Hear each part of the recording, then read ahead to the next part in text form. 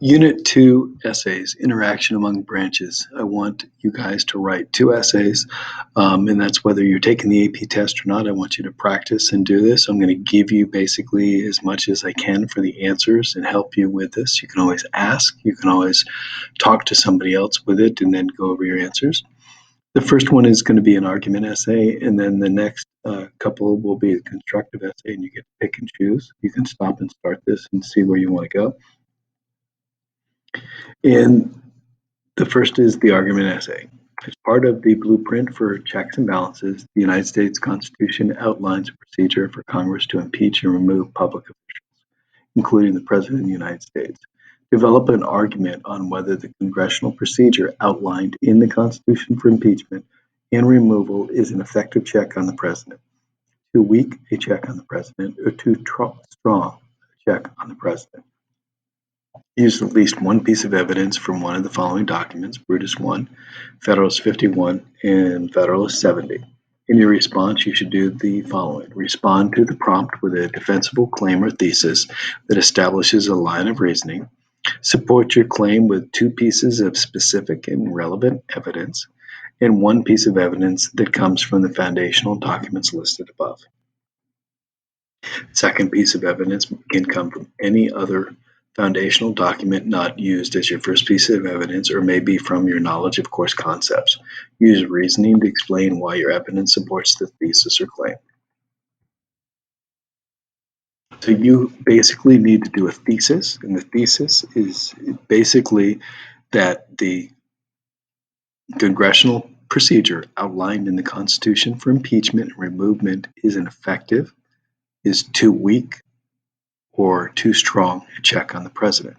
So my feeling is that the congressional procedure outlined in the Constitution is too weak a check on the President. So I believe that it's not very effective. It's not very good. A couple of the reasons why I'm looking at, we've had 45 presidents. We've had 3 impeachments. We had Andrew Johnson was impeached, was not removed. Bill Clinton was impeached, not removed. And Donald Trump was impeached, not removed. Whether you agree or disagree with all of these, they were not removed. Not one president has been removed, whether you think they need to be removed or not. They weren't, and there's only been 3 out of the 45. A couple of problems that I see with the procedure is there's no definition of what high crimes and misdemeanors are. There's actually no procedure on what needs to be done. It basically just says in the Constitution that the House handles impeachment, the Senate is the jury, and the Supreme Court Chief Justice is basically there to moderate and to be there as the judge. So there's very little definitions, there's very little information on how to do this, and you have to remember in the Constitution there were not political parties. So when you're looking at all of the impeachments, they're basically on party line.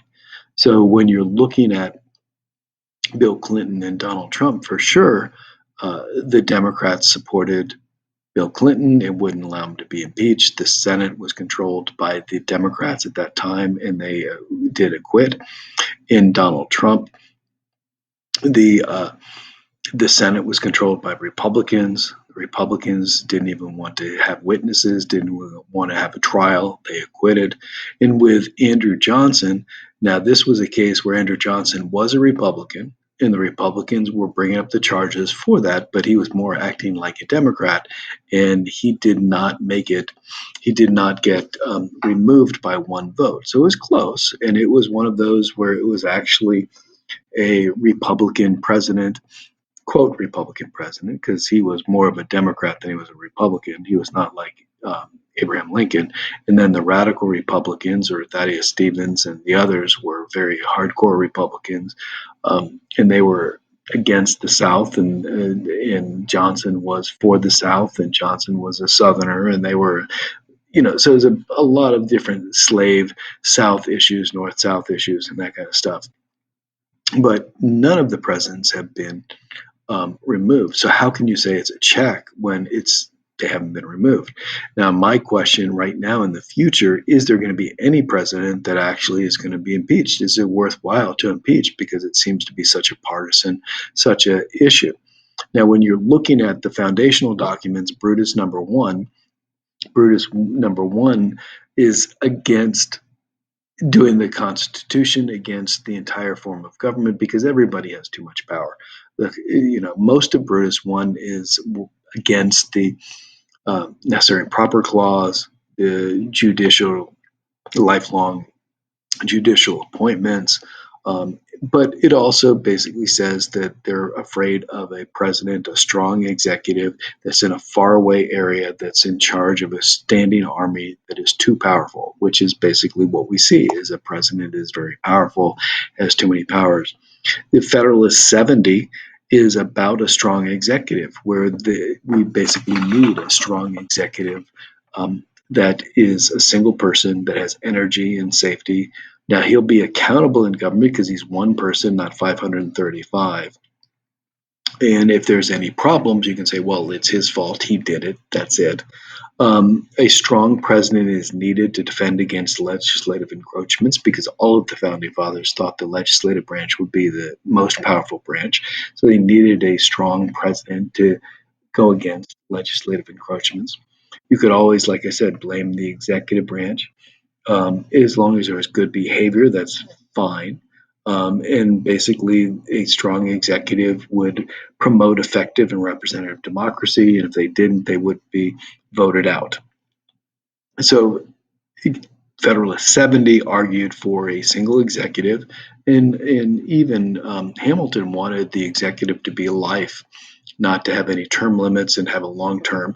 Wanted one person that had energy and safety, and felt that we needed a strong executive. So Brutus I was afraid of what Alexander Hamilton was doing. They were afraid of a president that was in charge of the army, that was in charge of the federal government, enforcing the laws that Congress was doing. And then Federalist 51 is, if men were angels, we would not need any government, and it was promoting checks and balances, promoting that there was separation of powers.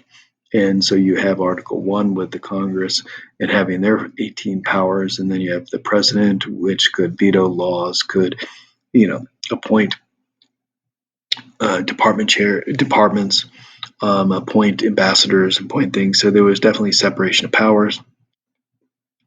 Congress made laws, president enforced laws, judicial branch interpreted laws, that each had their own formal powers, informal powers.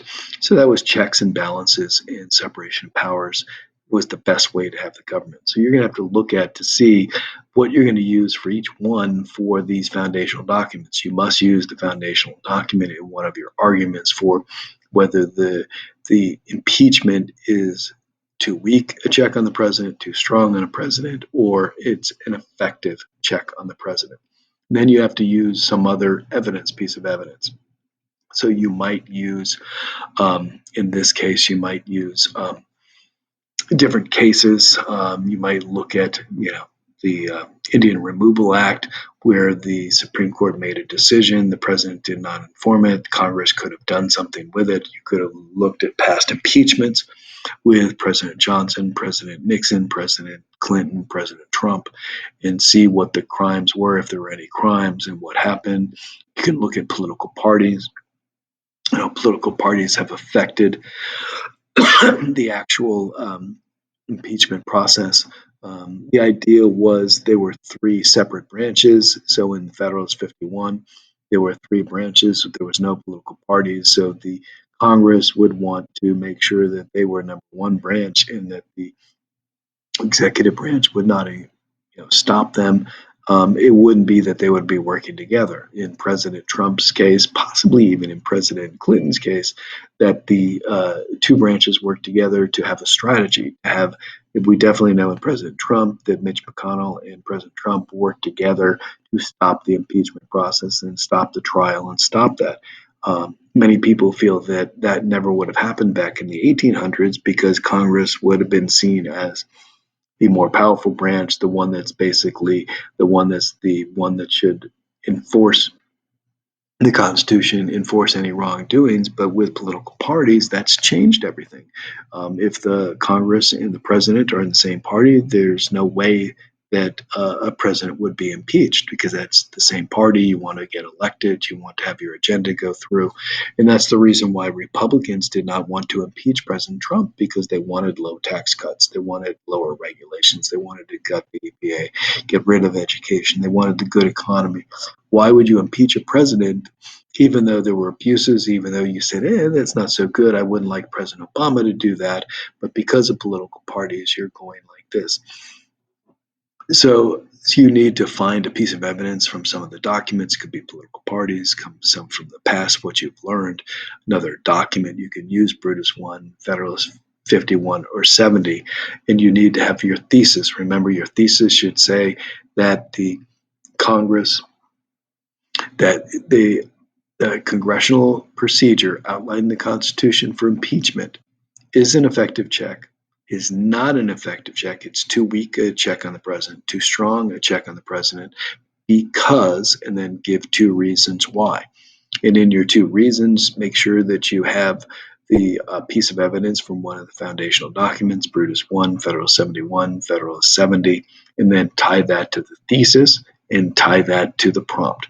And both of these, make sure that you always tie them to the thesis and tie them to the prompt. Second essay, a number of factors enable presidents to exert influence over Congress in the area of domestic policy. However, presidents are also limited in their influence over domestic policy making in Congress.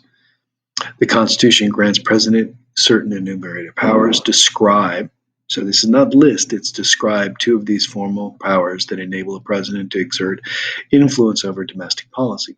So one of the formal powers is the State of the Union, that's done every year, which basically describes how the Union is at this point in time.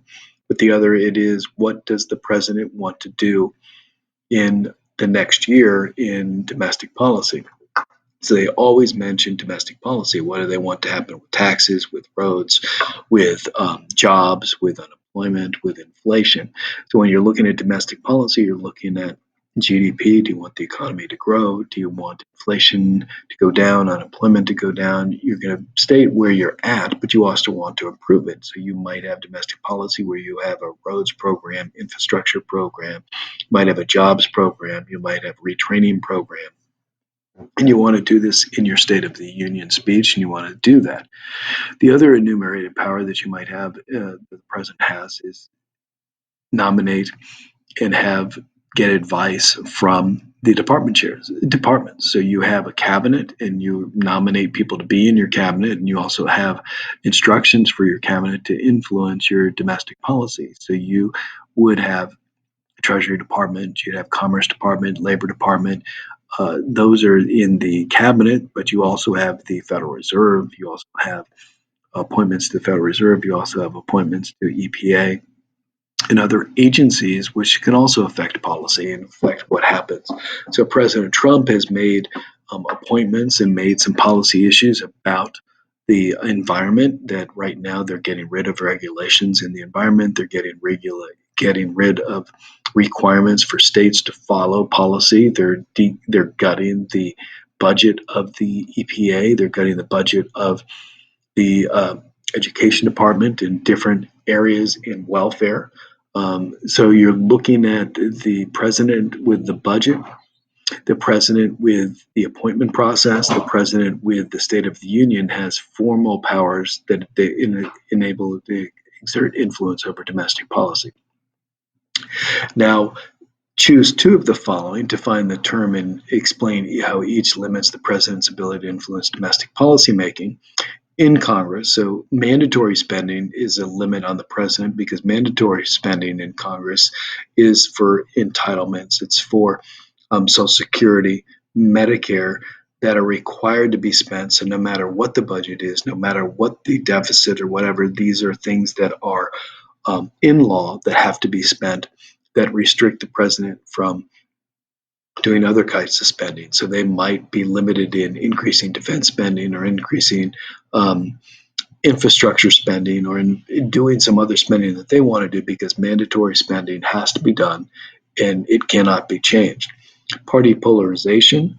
So if you're trying to get your agenda through, and you're trying to get it through Congress, and there's party polarization where there is uh, no majority, and everybody is locked into their party position, and you can't get anything through. So if the Republicans say, I'm not going to pass anything that the Democrat does, or the Democrat says, I'm not going to pass anything that the Republican does, even if it's a good idea.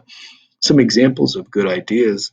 um, President Obama tried to do cap and trade, which is a Republican idea in the Republican Party. Because President Obama passed it, said, no, I'm not going to do it.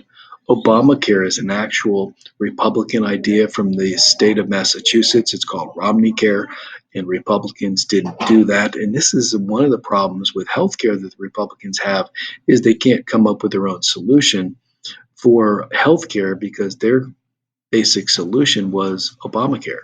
So party polarization stops um, each party from passing even good ideas and good things. The lame duck period is typically, the definition of the lame duck period is when the president is elected or actually leaves. So President Obama in 2016, the election happened November 8th, I think it was, or November 6th. President Trump was elected, but President Obama was still president from that November time until January 20th. He was still president, and there was a um, transition period, but President Obama was still president. So in that time, in that area, when the election's over, the president's no longer the president, the new one's coming in a certain time, that's the lame duck period, what gets done. And actually, with President Obama, it's the first time he actually nominated a Supreme Court justice. In January, that had passed away, and I nominated Merrick Garland, and the Republicans said, "We're not going to even look at this person. We're not even going to vote on him, and because it's an election year." So now it's almost like if it's an election year, nothing actually happens. There's very legislation doesn't go through, bills don't go through, agenda doesn't go through. But the lame duck period is actually from when the president is newly elected but doesn't take office, and nothing actually gets done. That limits the president's ability to influence policy making, makes laws, makes decisions, makes bills. Nothing really gets done currently at this point in time. Next one that I have is party leadership and committees in Congress play key roles in the legislative process. Define two of the following elements in the congressional committee system. Explain how each influences the legislative process.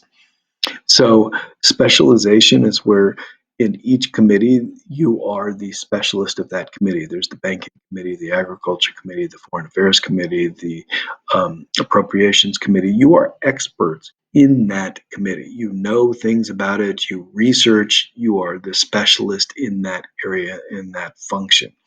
So one of the reasons in the committee system is you pick what you're interested in, you pick what you want to be. If the party leadership says yes, you do that. You are the expert in that area, and if you say this bill is good, if you say this area is good, that is great. You specialize in that, and you tell your party leaders. Log rolling is the idea of, if you vote for my bill, I'll vote for your bill. So this is a way to try to get legislative process goes through. You're trying to get votes for your bill. You're trying to pass laws, and you're trying to pass it. So sometimes you can't pass it just on the merits of your own bill. You might have to say, look, I need your support. I know you really don't like this bill, but if you vote for my bill, I'll vote for your bill, and it doesn't help the people in my constituents. It doesn't help my state, but I'll still pass your bill if you help me with mine. Party representation on the committees. The committee membership is based on political party. So whoever is controlling that House, so in the case now, the House is run by Democrats, the Senate's run by Republicans. So all committees in the House are run by Democrats, all committees in the Senate are run by Republicans. So the majority in the House is Democrat on the committees. The the Senate, the committees, the majority is Republican. The chairman of each committee in the House is now, every House committee is run by Democrats, every Senate committee is run by Republicans. And those leaders, those chairmen, basically determine what gets voted on, what gets moved on or not. And if there is a, say, a Democrat on the in the Senate that's trying to get a bill passed, the committee chairperson basically won't even take it up, won't even look at it. Democrats have very little say in Republican committees in the Senate, and then Republicans have very little say in Democrat committees in the House. So party representation is very important, and it influences the legislative process. And basically, if you're in power, you get things to go through the committees, get things to go through floor votes, and then they get to be passed. Two ways party leadership can influence the legislative process. Party leaders can actually decide what gets actually voted on or debated. So in the Senate, Mitch McConnell's been very strict on what he wants passed and what he wants done. So he will not bring up any bills that he doesn't want passed. So he has full control over the Senate, over what is debated, what is passed in the Senate. And then Nancy Pelosi, the Democrat, same thing. If she wants something to go through, she'll put it through. And if she doesn't want it through, she just stops it. She can determine what gets voted on, what gets brought up, what actually goes on the calendars. So this definitely affects the process of how a bill gets processed, the legislative process, and gets through. So the leadership determines what gets debated. The leadership determines what happens, who gets on the committees. The leadership determines so much on what becomes a bill. So the leadership has great influence over the legislative process about what bills are debated, what goes on the calendar, who's on committees, even who could be committee chairman. If leadership doesn't like what a person is doing and they're voting against the party, they can actually remove them from leadership. The War Powers Resolution has received mixed reviews. Congress has other powers over war making other than constitutional passion that is described in A. Identify two and explain two other formal powers Congress has over war making. Congress and the President both have a role in making foreign policy. Despite recent expansions in presidential power, there are still limits on presidential making in foreign policy. Describe two enumerated powers Congress has in making foreign policy. Some enumerated powers are declare war. They can actually raise and support an army, raise and support a navy. They can confirm treaties, confirm ambassadors, confirm ambassadors and ministers, consuls. So those are their formal powers. They can regulate international trade. And those are the main ones that Congress has. So describing them, so make sure that you describe declaring war means actually a war-making policy, that Congress is the only group that can do that. Confirming treaties, give an example, Treaty of Versailles was not passed. The SALT Treaty for limiting nuclear weapons with Russia was passed. Describe two express powers the president has in making foreign policy. The president can negotiate treaties. President is commander-in-chief. President can submit troops and send troops into foreign countries. That is a formal power. It's not informal, it's formal. The president can't declare war, but can send troops at a moment's notice and do that. Commander-in-chief powers. Also with the treaties, president also appoints ambassadors to different countries. So, and they're also president. Those are the three main ones I would say for foreign policy. Executive agreements are a way around Congress. They're agreement between the president and the head of another country. So the president of the United States and Iran, president in China, president in North Korea, they make an agreement. They will do something with that country, but it does not need Senate approval, but it has the force of a treaty. The only issue and bad thing is the next president can remove it and take it away. Whereas a treaty, the president can't just get out of a treaty. It's been confirmed by Congress. So with executive agreements, it's a great way to go around Congress. It's a great way not to get that vote of 2/3 to pass that treaty. But the next president, if it's a different political party, they can get rid of that executive agreement. Explain how one of the following can limit the president's ability to implement foreign policy: elections. So if there is an upcoming election, so currently right now, the president has got to look at if he's going to attack Iran or if he's going to have an issue with China and say China is in charge of the Wuhan virus or the coronavirus on that. The president has very limited things in the election year because if elections come up, and most Americans don't like war, most Americans don't want something that happens. But if there's, say, something like the killing of Osama bin Laden or getting a major head terrorist person and that happens, that can affect elections, make it popular. But elections limit what the president does that last year, that last thing. President approval ratings. If the president is very popular, he can implement policy and make himself more popular. If he's not so popular, he has to worry about what does the people think. He's trying to get reelected. Those approval ratings can determine what he does, what he doesn't do. Most presidents care about what their approval ratings are. Most presidents care about whether they're popular with independents or they're not of their political party. So both elections and approval ratings can affect the president's ability to implement policy, to go to war, to how they deal with another country. And you only have to do one of these. So go through these. I only want you to do one of the essays and then do one of the other ones. And then if you have any questions, please ask me. Go through with this. I just want you to turn this in. This will be turned in on Thursday, and just practice this and just write it down. You can look up answers, you can talk to somebody else, turn in your answers, and then turn that in. Hopefully, this helped. But if you have any questions, feel free to ask. I'll be happy to help you with the essays. I just want you to practice, practice, practice.